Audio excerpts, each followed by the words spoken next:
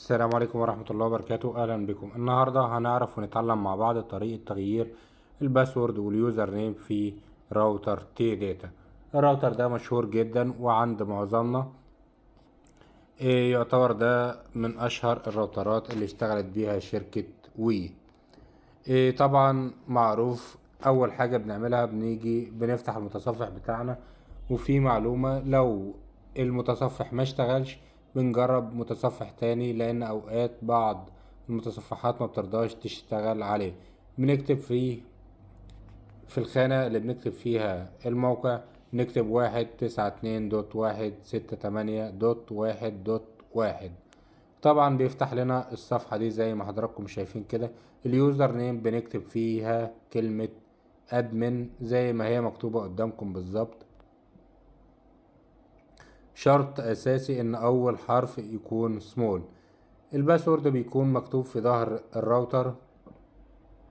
عموما بيكون مكتوب اليوزر نيم والباسورد في ظهر الراوتر، بنكتبهم زي ما هما بالظبط بدون اي تغيير سواء ارقام او حروف. ونحاول طبعا ونتأكد اذا كانت الحروف كابيتال او سمول. بعدين بنضغط على لوج ان. بعدها بيفتح معانا الصفحة دي.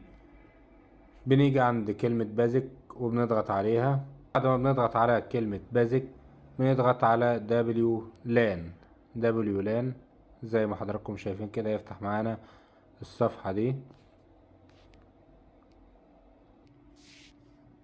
فتح معانا الصفحة اهي. لو عايزين نغير اليوزر نيم او اسم الشبكة بتاعتنا بنلاقيها هنا في الاس اس اي دي، بنكتب فيها اسم الشبكة بتاعتنا. لو عايزين نخفيها بنضغط على العلامة دي. مش عايزين نخفيها بنشيل العلامة. لو عايزين بقى نغير الباسورد بنغيره من الخانة دي security.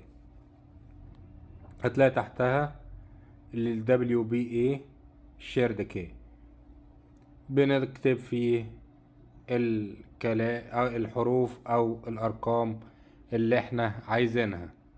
بعد كده بنضغط على submit، وبالتالي الراوتر بيعمل ريستارت للشبكة بتاعتنا وبتتغير معانا، وبندخل عليها ونكتب اللي احنا عايزينه. حاجة تانية مهمة جدا، لو احنا عايزين نقلل السرعة او نزود السرعة، طبعا من بازك برضو بنضغط على دي اس ال. لو عايزين السرعة قليلة ممكن نعلم على اول خانة اللي هي تالت خانة جي لايت بس، ده بيقلل لنا السرعة كده. السرعة متوسطة. لو عايزين السرعة نفتحها على الاخر بنعلم هنا، وبنضغط طبعا على سبميت عشان نحفظ التقدم اللي احنا عملناه. في النهاية لو محتاجين تعرفوا اي حاجة واي راوتر ياريت تسيبولنا كومنت بس، وان شاء الله نعرف ونتعلم مع بعض اي حاجة احنا محتاجينها. وشكرا والسلام عليكم ورحمة الله وبركاته.